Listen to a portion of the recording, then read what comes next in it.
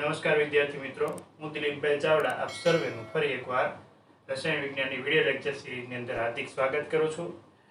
આપણે આની પહેલાના ક્લાસમાં ઉત્સેચક ઉદ્દીપન વિશેની અને એમની સાથે સંકળાયેલી પ્રક્રિયાઓ અને એમની લાક્ષણિકતાઓને લઈને વાત કરી. બરોબર છે. લાક્ષણિકતાના 6 કે જેટલા મુદ્દાઓ છે એમની વિગતવાર ચર્ચા કરી. આજે આપણે ઉત્સેચક ઉદ્દીપન છે એમની ક્રિયાવિધિ સમજવાનો પ્રયત્ન કરીશું. આજનો ટોપિક છે આપણો ઉત્સેચક ઉદ્દીપનની ક્રિયાવિધિ.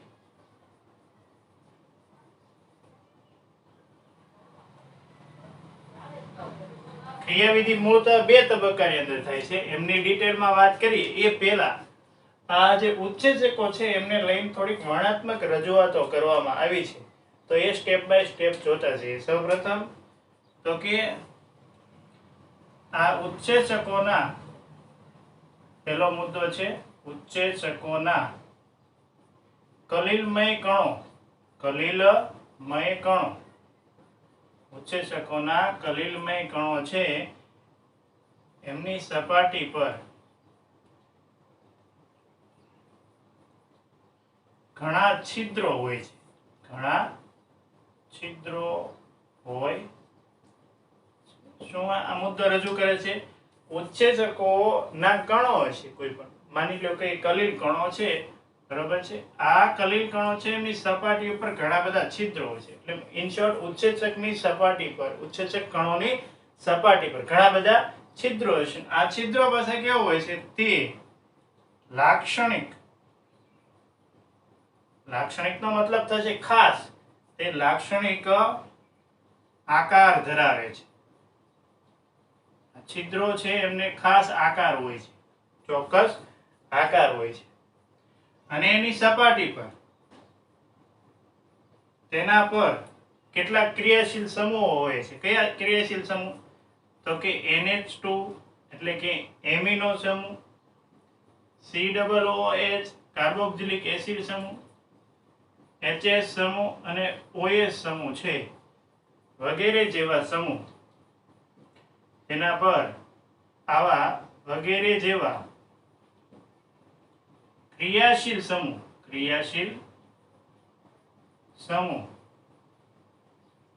આવેલા હોય છે.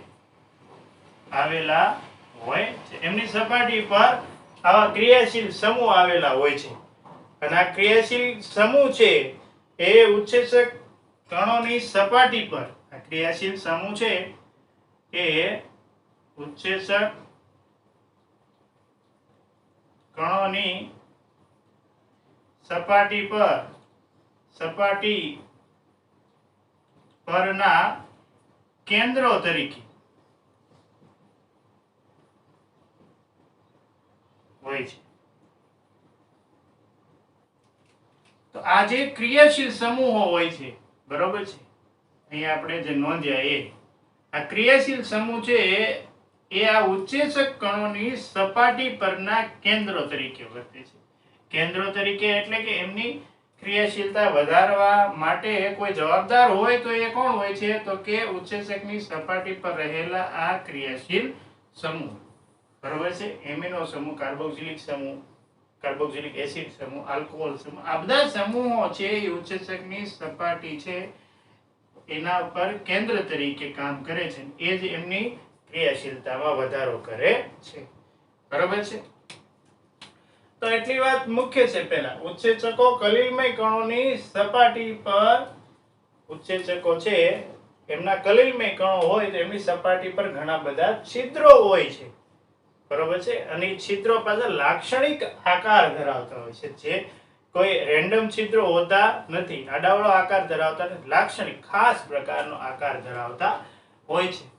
અને આ જે કણો છે એમની સપાટી ઉપર આવા કેટલાક સમૂહો, એમિનો છે, કાર્બોક્સિલિક એસિડ સમૂહ છે, HS સમૂહ છે, આલ્કોહોલ સમૂહ છે, એ વગેરે જેવા ક્રિયાશીલ સમૂહો ત્યાં હાજર હોય છે એમની સપાટી પર. એટલે માની લો કે આપણે આવી વાત કરીએ કે આ કોઈ એક ઉત્સેચક અણુ છે, બરોબર, તો એમની સપાટી ઉપર અહીંયા ક્યાંક આવા ક્રિયાશીલ સમૂહ હાજર હશે. આ બરોબર છે, આ સપાટી ઉપર ત્યાં ક્રિયાશીલ સમૂહ કયા કયા? તો કે NH2 હોઈ શકે, COOH હોઈ શકે, HS હોઈ શકે અથવા તો OH. આવા ક્રિયાશીલ સમૂહો એમની સપાટી ઉપર હશે. કોની સપાટી ઉપર? તો કે ઉત્સેચકની સપાટી પર હશે. બરોબર છે. અને એ છે એ ઉત્સેચક કણોની સપાટી પરના કેન્દ્રો તરીકે વર્તે છે. શેના તરીકે વર્તે છે? તો કે કણોની સપાટી ઉપરના મુખ્ય કેન્દ્ર કે ક્રિયાશીલ સમૂહ હોય છે. હવે જ્યારે શું થશે? તો કે તમને એવો ખ્યાલ આવ્યો કે આ ઉત્સેચકના કણો છે એમની છિદ્ર રચના હોય છે, અને છિદ્રને ચોક્કસ આકાર હોય છે, અને ત્યાં ક્રિયાશીલ સમૂહ પણ રહેલા હોય છે, અને ક્રિયાશીલ સમૂહ છે એ ત્યાં કેન્દ્ર તરીકે વર્તતા હોય છે. હવે જ્યારે પ્રક્રિયક આ ઉત્સેચકના સંપર્કમાં આવશે જ્યારે આપણે લખીએ જ્યારે ઉત્સેચકના સંપર્કમાં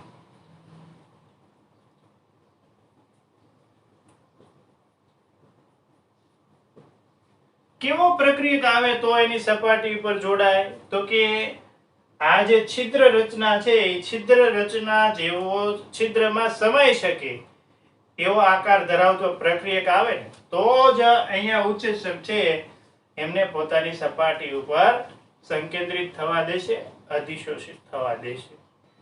આ છિદ્રના આકારથી વિપરીત આકારનો પ્રક્રિયક અહીંયા જોડાવા આવશે તો જોડાણ થશે નહીં. એટલે જો જ્યારે ઉત્સેચકના સંપર્કમાં કેવા પ્રક્રિયકો આવે તો થાય? તો કે પૂરક પ્રક્રિયકો. પૂરક પ્રક્રિયકો.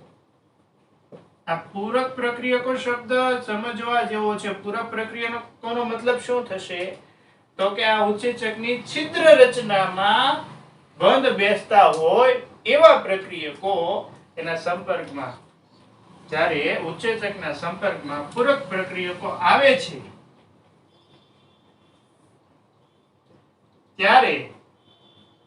ત્યારે શું થશે?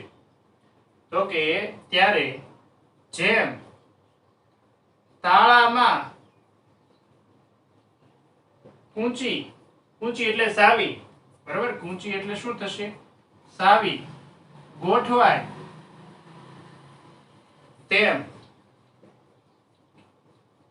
ગોઠવાય જશે.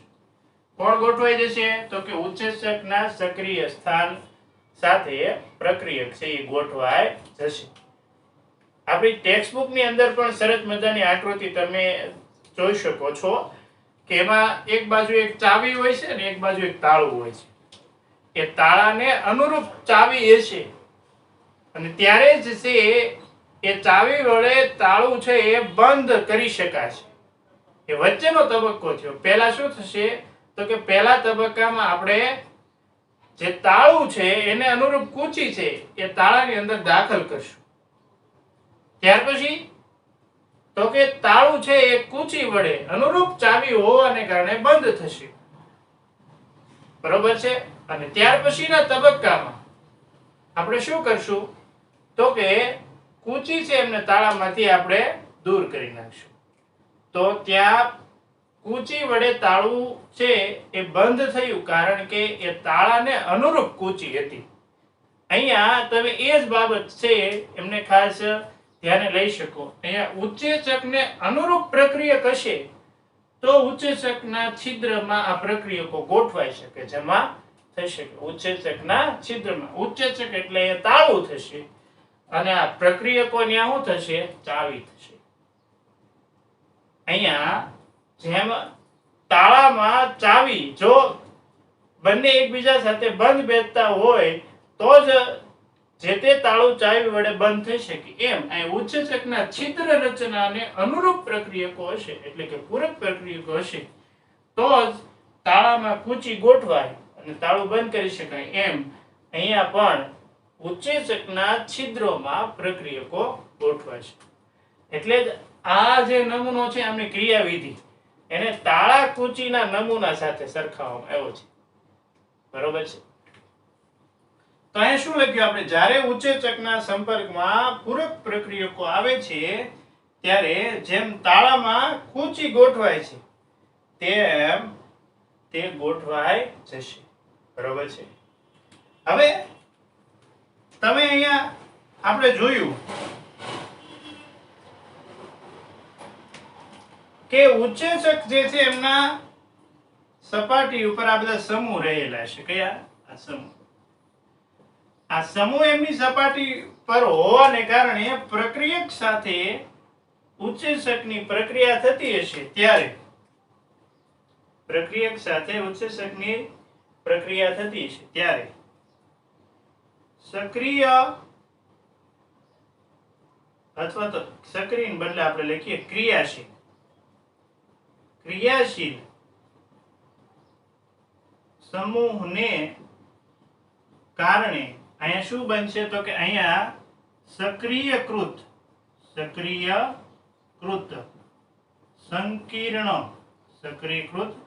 સંકીર્ણ બને છે.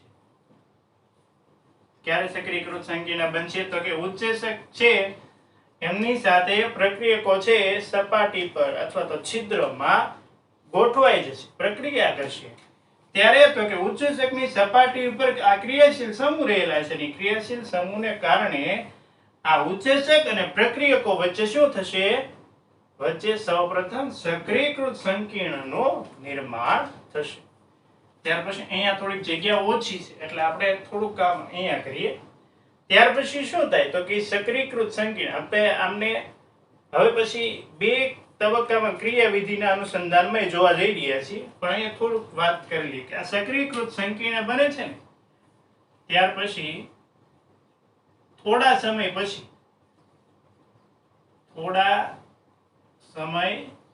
પછી વિઘટન થશે. આ સક્રિયકૃત સંકીર્ણનું શું થશે? વિઘટન. આ સક્રિયકૃત સંકીર્ણને આપણે દેશી ભાષામાં મધ્યવર્તી સંયોજન પણ કહી શકીએ. શું કહી શકીએ? મધ્યવર્તી સંયોજન. તો મધ્યવર્તી સંયોજન તો બહુ ઓછા સમય માટે બને કારણ કે એ કેવું હોય છે? અસ્થાયી હોય છે. તો થોડા સમય પછી એનું વિઘટન થશે. શું થશે? વિઘટન થશે અને આપણને શું મળશે? અંતે નિપજ મળશે. છેલ્લે આપણને શું મળશે તો કે નિપજ મળશે. આવી વાતો છે એ ઉત્સેચકની ક્રિયાવિધિ સાથે સંકળાયેલી છે. જો સૌપ્રથમ આપણે જોઈએ અહીંયા થોડુંક સંક્ષિપ્ત કરવાનો પ્રયત્ન કરીએ તો ઉત્સેચકો છે ને એની કલિલ રચના એ કણો કેવા હોય છે? કલિલ પ્રકારના હોય તો એમની કણો ઉપર છિદ્રની રચના થયેલી જોવા મળે છે. છિદ્રો હોય છે એટલે કે ઉત્સેચકના કણોમાં છિદ્ર હોય છે એવું માની શકીએ આપણે. અને એ છિદ્ર પાછા કેવા હોય છે તો કે લાક્ષણિક આકાર ધરાવતા ચોક્કસ આકારના જ હોય છે, એવો રેન્ડમ આકાર હોતો નથી. બરોબર છે? ઝિગઝેગ આકાર હોતો નથી, ચોક્કસ આકાર હોય છે. છિદ્રનો આકાર કેવો હોય છે? ચોક્કસ. પહેલો મુદ્દો આપણે શું સમજ્યા તો કે ઉત્સેચકો છે એમના કલિલ કણો છે એમની સપાટી ઉપર છિદ્રો હોય છે અને આ છિદ્રોને ચોક્કસ આકાર હોય છે. આ ઉપરાંત સપાટી ઉપર કેટલાક ક્રિયાશીલ સમૂહો પણ રહેલા હોય છે. કયા? તો કે એમિનો છે, કાર્બોક્સિલિક એસિડ છે, આલ્કોહોલ છે, ત્યાર પછી HH. બરોબર? આ બધા સમૂહો પણ એની સપાટી ઉપર રહેલા હોય છે. હવે જ્યારે એવું બનશે કે આ જે ઉત્સેચક છે બરાબર એમના સંપર્કમાં પ્રક્રિયકો આવશે, દરેક પ્રક્રિયક સાથે ઉત્સેચક પ્રક્રિયા કરશે નહીં. જેમ દરેક તાળા માટે એક ચાવી ન હોય એમ ઉત્સેચક છે દરેક પ્રક્રિયક સાથે પ્રક્રિયા કરશે નહીં. તો શું થશે? કેવા પ્રક્રિયક સાથે પ્રક્રિયા કરશે તો કે ઉત્સેચકને પૂરક હોય એવા પ્રક્રિયકો છે એમના સંપર્કમાં આવશે એટલે ઉત્સેચકની સપાટી ઉપરના છિદ્રોમાં એ પ્રક્રિયકો ગોઠવાઈ જશે. હવે પ્રક્રિયકોને ગોઠવાઈ જશે એટલે ઉત્સેચકના કણોની સપાટી ઉપર રહેલા ક્રિયાશીલ સમૂહ છે એમની સાથે એ પ્રક્રિયા કરશે. સૌપ્રથમ એ શું બનાવશે તો કે સક્રિયકૃત સંકીર્ણ. સક્રિયકૃત સંકીર્ણને આપણે મધ્યવર્તી સંયોજન પણ કહી શકીએ. મધ્યવર્તી સંયોજન હોય તો એ અસ્થાયી સ્વરૂપ હોય. જે તે સંયોજનનું કેવું સ્વરૂપ હોય? અસ્થાયી. તો ટૂંકા સમય માટે બને, અમુક સમય પછી એનું વિઘટન જોવા મળશે. વિઘટનના અંતે આપણને શું મળશે? નિપજ. અને જે જથ્થામાં આપણે ઉત્સેચક શરૂઆતમાં લીધો હતો એટલા જથ્થામાં આપણને પરત મળશે. આ એમની ક્રિયાવિધિનું વર્ણનાત્મક રજૂઆત થઈ. હવે પછી આપણે એમની જે કહી શકાય પ્રક્રિયાને અનુસંધાનમાં રજૂઆત છે એ જોવાની છે. તો આ જે ઉત્સેચક ઉદ્દીપનની અત્યાર સુધીની જે બાબતો નોંધી એને આપણે સાર સ્વરૂપે 2 તબક્કામાં લખશું. ટોટલ કેટલા તબક્કામાં થાય છે? તબક્કા વાઇઝ પ્રક્રિયા જોઈએ તો તબક્કો પહેલો પહેલા તબક્કામાં શું થશે તો કે માની લ્યો કે અહીંયા પહેલા પ્રક્રિયા લખીએ આપણે. ઈ એટલે ઉત્સેચક. ઈ એટલે શું થશે? ઉત્સેચક. એમની સાથે એસ જોડાય છે. એસ ને કહેશું આપણે પ્રક્રિયાર્થી. પ્રક્રિયાર્થીનો મતલબ શું થાય? પ્રક્રિયા કરનાર પ્રક્રિયક. ઉત્સેચક સાથે કોણ જોડાય છે? પ્રક્રિયાર્થી. ઈ પ્રક્રિયા કરશે તો સૌપ્રથમ શું બનાવશે તો કે ઉત્સેચક સાથે પ્રક્રિયાર્થી જોડાય તો બંનેના જોડાણથી એક સંયોજન બનશે જેને આપણે કહીએ છીએ સક્રિયકૃત સંકીર્ણ. શું કહીએ છીએ? સક્રિયકૃત સંકીર્ણ. તો આપણે અહીં શું લખશું? ઉત્સેચક ના પ્રક્રિયાર્થી સાથેના જોડાણથી શું બનશે તો કે સક્રિયકૃત સંકીર્ણ નું નિર્માણ થશે. સક્રિયકૃત સંકીર્ણ નું નિર્માણ થશે. પહેલા તબક્કાનું વર્ણન આવું થશે કે ઉત્સેચકના પ્રક્રિયાર્થી સાથેના જોડાણથી સક્રિયકૃત સંકીર્ણનું નિર્માણ થશે અને એ બાબતને આપણે આ પ્રક્રિયાથી દર્શાવી શકીએ. આ બાબત આપણે દર્શાવી હોય તો આ પ્રક્રિયા છે એમની પ્રક્રિયા દ્વારા સમજણ પૂરી પાડે છે. આ પહેલો તબક્કો છે. તબક્કા બીજામાં શું થશે? તબક્કો બીજો. એમાં સક્રિયકૃત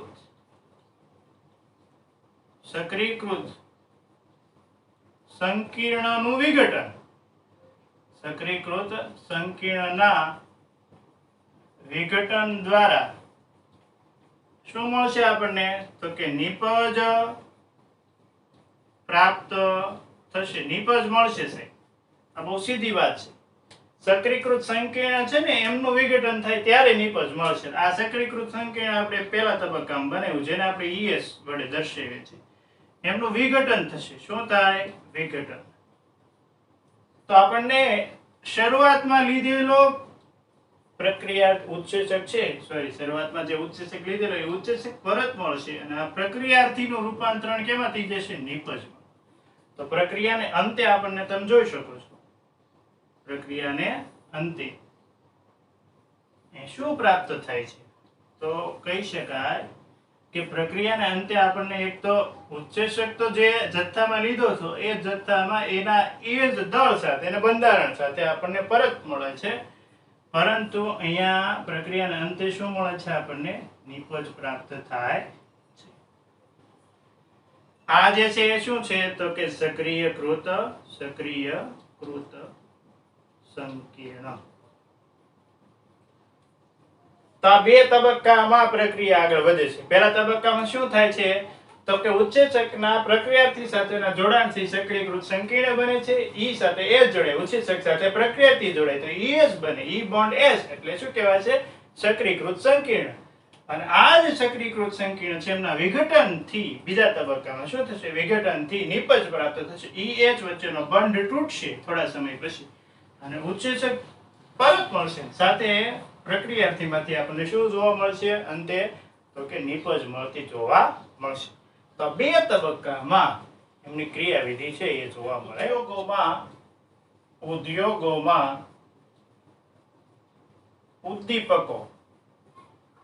ઉદ્યોગોમાં વપરાતા ઉદ્દીપકો અને એમની સાથે સંકળાયેલી પ્રક્રિયાઓ જોઈ છે. એમાં પહેલી આપણે જોઈશું હેબર વિધિ. અને હેબર વિધિ તમને ખ્યાલ છે કોના ઉત્પાદનની છે તો કે NH3 ના ઉત્પાદન માટેની છે. હેબર વિધિ કોના માટેની હોય છે? તો એમોનિયાના ઉત્પાદન માટેની પ્રક્રિયા છે. હેબર વિધિમાં શું થાય? તો કે નાઇટ્રોજન વાયુ અને હાઇડ્રોજન વાયુ એકબીજા સાથે પ્રક્રિયા કરશે અને પ્રક્રિયાને અંતે શું બનાવે છે? તો કે એમોનિયા. અહીંયા પ્રક્રિયક નિપજો બધા જ કેવી અવસ્થામાં મળે છે? ગેસ અવસ્થામાં. આની પ્રક્રિયા પરિસ્થિતિ આપણે લખીએ તો તાપમાન છે ને 723 થી 773 કેલ્વિન જેટલું તાપમાન આ પ્રક્રિયા સાથે સંકળાયેલું હોય છે. આ ઉપરાંત 212 જેટલું દબાણ છે એ આ પ્રક્રિયા સાથે સંકળાયેલું હોય છે. અને પ્રવર્ધક તરીકે મોલિબ્ડેનમ નો ઉપયોગ થાય છે. અને ઉદ્દીપક તરીકે આપણે જાણીએ છીએ ઝીણો ભૂકો કરેલ લોખંડ અથવા તો આયર્ન નો ઉદ્દીપક તરીકે, પ્રવર્ધક તરીકે મોલિબ્ડેનમ નો, અને પ્રક્રિયા સાથે સંકળાયેલ તાપમાનનું મૂલ્ય છે 723 થી લઈને 773 વચ્ચેનું. 212 જેટલું ઊંચું દબાણ છે એ આપવામાં આવે તો નાઇટ્રોજન હાઇડ્રોજન વાયુના મિશ્રણથી એમોનિયા વાયુ છે એ બનાવી શકાય. આ જૂની પ્રક્રિયા પરિસ્થિતિ લાગુ પાડવામાં આવતી. પહેલા એમોનિયાનું નિર્માણ છે આવી પરિસ્થિતિ લાગુ પાડી અને એમોનિયા વાયુ છે ઉત્પન્ન કરવામાં આવતો. પણ હાલમાં આ રીતે એમોનિયાનું ઉત્પાદન થતું નથી. હાલમાં છે એ કંઈક આવી પ્રક્રિયા પરિસ્થિતિ iron oxide, potassium oxide, iron oxide, potassium oxide અને એલ્યુમિના બરોબર, જેને આપણે કહીએ છીએ Al2O3. આ બધાનું સંયુક્ત મિશ્રણ છે એમને હેબર વિધિમાં પ્રક્રિયા પરિસ્થિતિ તરીકે લેવામાં આવે છે. એમના મિશ્રણને હાલના તબક્કામાં પ્રક્રિયા પરિસ્થિતિ તરીકે લઈ અને એમોનિયા છે એમનું નિર્માણ કરવામાં આવે છે.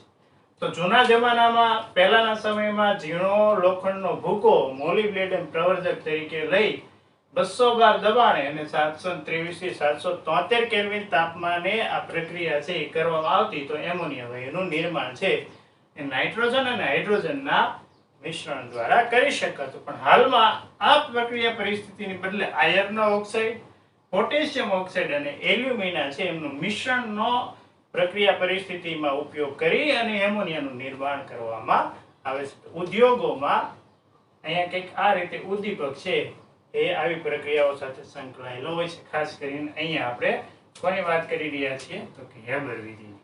બરોબર છે.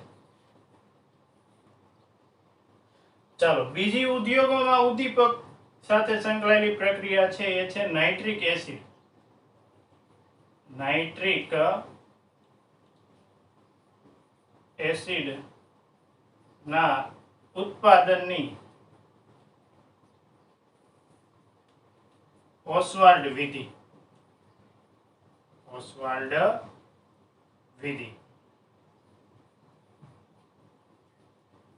નાઇટ્રિક એસિડના ઉત્પાદનની ઓસ્વાલ્ડ વિધિ છે એમની વાત આપણે અહીંયા કરવી છે. તો ઓસ્વાલ્ડ વિધિ છે એ કઈ રીતે આ પ્રક્રિયા થાય છે? તો કે સામાન્ય રીતે એમોનિયા છે એ ઓક્સિજન વાયુ સાથે પ્રક્રિયા કરશે. એમોનિયાની ઓક્સિજન વાયુ સાથે પ્રક્રિયા કરવામાં આવે તો નાઇટ્રિક ઓક્સાઇડ મળશે અને પાણીના અણુ છે 6 મોલ દૂર થશે. અહીં બધા જ ગેસ ફોર્મમાં હશે. તો 6 મોલ પાણીના અણુ દૂર થતા હોય તો પ્રક્રિયાને બેલેન્સ કરવી જરૂરી રહેશે.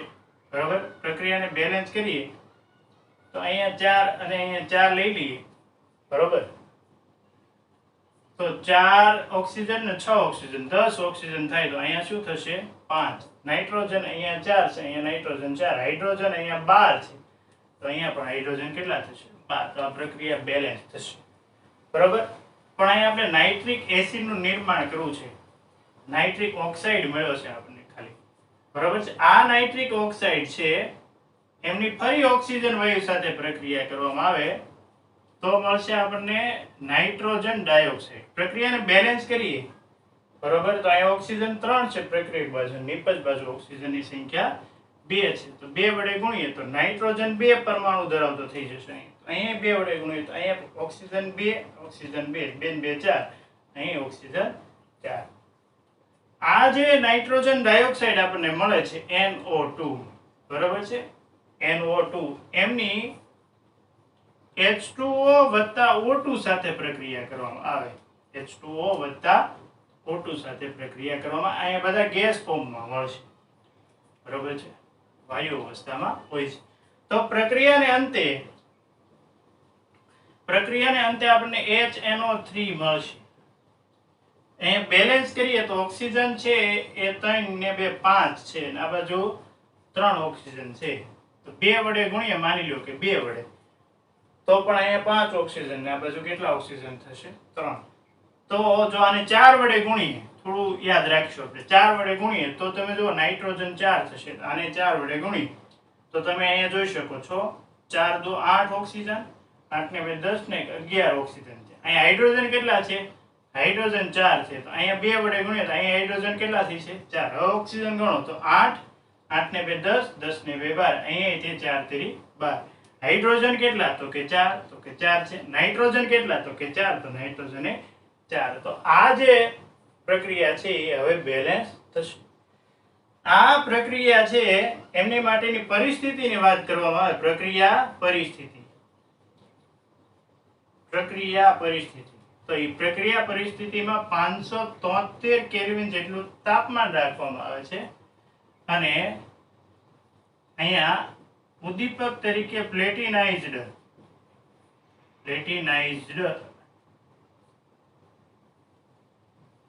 એસ્બેસ્ટોસ નો ઉપયોગ કરવામાં આવે છે. પ્લેટિનાઇઝ્ડ એસ્બેસ્ટોસ છે એમનો ઉપયોગ કરવામાં આવે છે. તો ફરીવાર નાઇટ્રિક એસિડની ઉત્પાદનની ઓસ્વાલ્ડ વિધિ છે એમાં એમોનિયાની ઓક્સિજન સાથેની પ્રક્રિયાથી નાઇટ્રિક ઓક્સાઇડ મળશે. NO ને શું કહેશું આપણે? Nitric oxide. અને નાઇટ્રિક ઓક્સાઇડ ઓક્સિજન સાથે ફરી પ્રક્રિયા કરે છે તો નાઇટ્રોજન ડાયોક્સાઇડ મળશે. નાઇટ્રોજન ડાયોક્સાઇડ પાણી અને ઓક્સિજન વાયુ સાથે પ્રક્રિયા કરશે તો અંતે આપણને એસિડ મળશે એક્વા ફોર્મમાં, જલીય અવસ્થામાં. એને આપણે નાઇટ્રિક એસિડ તરીકે ઓળખાવશું. પ્રક્રિયા પરિસ્થિતિ ખાસ યાદ રાખજો, 573 કેલ્વિન તાપમાને, અને ઉદ્દીપક તરીકે અહીંયા પ્લેટિનાઇઝ્ડ એસ્બેસ્ટોસ નો ઉપયોગ કરવામાં આવે છે. ત્રીજી પ્રક્રિયા આપણે જોઈએ છીએ તો કે સલ્ફ્યુરિક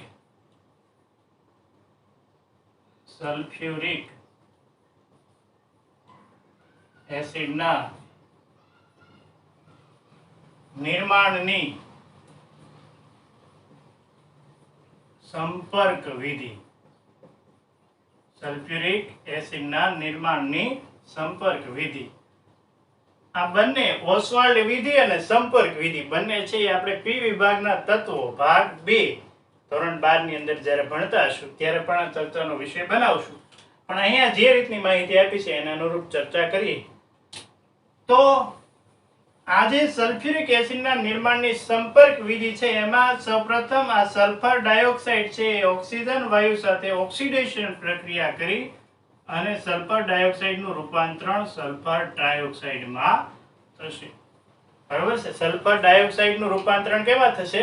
સલ્ફર ટ્રાયોક્સાઇડમાં ઓક્સિડેશન પ્રક્રિયા જોવા મળશે. પહેલી. એમની સાથેની બીજી, આ જે સલ્ફર ટ્રાયોક્સાઇડ છે એને અલગથી એની સાથે સલ્ફ્યુરિક એસિડની પ્રક્રિયા કરવામાં, અલગથી ઉમેરેલા સલ્ફ્યુરિક એસિડની પ્રક્રિયા કરવામાં આવે. કેટલાકને પ્રશ્ન થાય કે છે સલ્ફ્યુરિક એસિડના નિર્માણની પ્રક્રિયા છે, સલ્ફ્યુરિક એસિડ સાથે વચ્ચે પ્રક્રિયા, તો કે અહીંયા અલ્પ માત્રામાં સલ્ફ્યુરિક એસિડ ઉમેરીએ ને વધુ જથ્થામાં સલ્ફ્યુરિક એસિડનું નિર્માણ થતું હોય છે, એટલે સલ્ફ્યુરિક એસિડનું નિર્માણની આવશ્યકતા છે, એટલે અલ્પ માત્રામાં ઉમેરવામાં આવે છે. બરાબર છે? ચાલો, આમની પ્રક્રિયા કરવામાં આવે તો આ એક સંયોજન બનશે. 2 હાઇડ્રોજન છે એટલે H2, 2 સલ્ફર છે તો S2, અને ઓક્સિજન અહીંયા 4 અને 3 કેટલા થશે? 7. આને આપણે ઓલિયમ કહીએ છીએ. શું કહીએ છીએ? ઓલિયમ. ઓલિયમમાં કોનું મિશ્રણ હોય તો કે સલ્ફર ટ્રાયોક્સાઇડ અને સલ્ફ્યુરિક એસિડ આ બંને ભેગા થાય ને એટલે શું બનાવે? ઓલિયમ. આ જે ઓલિયમ આપણને મળે છે બીજા તબક્કામાં, એમને ત્રીજા તબક્કામાં H2S2O7 ઓલિયમ છે એમની પ્રક્રિયા કોની સાથે કરવામાં આવે છે? તો કે એમની પ્રક્રિયા છે એ પાણી સાથે H2O સાથે કરવામાં આવે. તો પ્રક્રિયાને અંતે, પાણી સાથેની પ્રક્રિયાને અંતે તમે જોઈ શકો છો અહીંયા આપણને સલ્ફ્યુરિક એસિડ મળશે H2SO4. અહીંયા ઓક્સિજન 7 ને 1 8 છે એટલે આપણે આને કેટલા વડે ગુણશું? 2 વડે, એટલે 8 થઈ જશે. બાકી જો હાઇડ્રોજન 4 છે તો 2 અને 2 4, સલ્ફર 2 છે તો અહીંયા 2 અને અહીંયા 2. તો અંતે આપણને શું મળશે? સલ્ફ્યુરિક એસિડ મળશે. અહીંયા પ્રક્રિયા પરિસ્થિતિની વાત કરીએ. પ્રક્રિયા પરિસ્થિતિ તો અહીંયા ઉદ્દીપક તરીકે તમે ફરી અહીંયા પ્લેટિનાઇઝ્ડ એસ્બેસ્ટોસ નો ઉપયોગ કરી શકો, અથવા એ તમારે ન કરવું હોય તો તમે વેનેડિયમ પેન્ટોક્સાઇડ V2O5 શું કહેવાય? વેનેડિયમ પેન્ટોક્સાઇડ નો પણ ઉપયોગ કરી શકો છો. V2O5 નો ઉપયોગ કરી શકો. અને પ્રક્રિયા પરિસ્થિતિમાં તાપમાન વિશેની માહિતી યાદ રાખજો. અહીંયા તાપમાન કેટલું જરૂરી છે? તો કે 673 થી 723 કેલ્વિન જેટલું તાપમાન છે એની જરૂરિયાત આ પ્રક્રિયા માટે હોય છે. કેટલું? 673 થી લઈને 723 કેલ્વિન છે.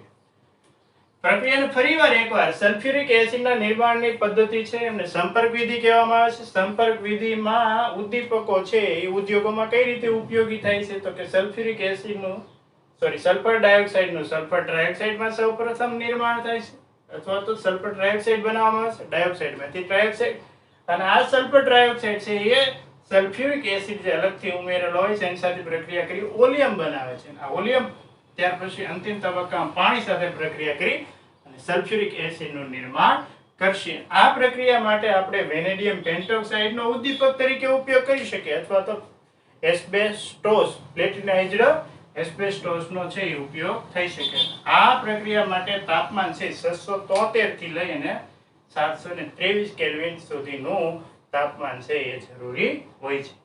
તો આ ઉદ્યોગોમાં ઉદ્દીપકો છે એમની કામગીરી સાથે સંકળાયેલી મૂળતઃ 3 પ્રક્રિયાઓ છે.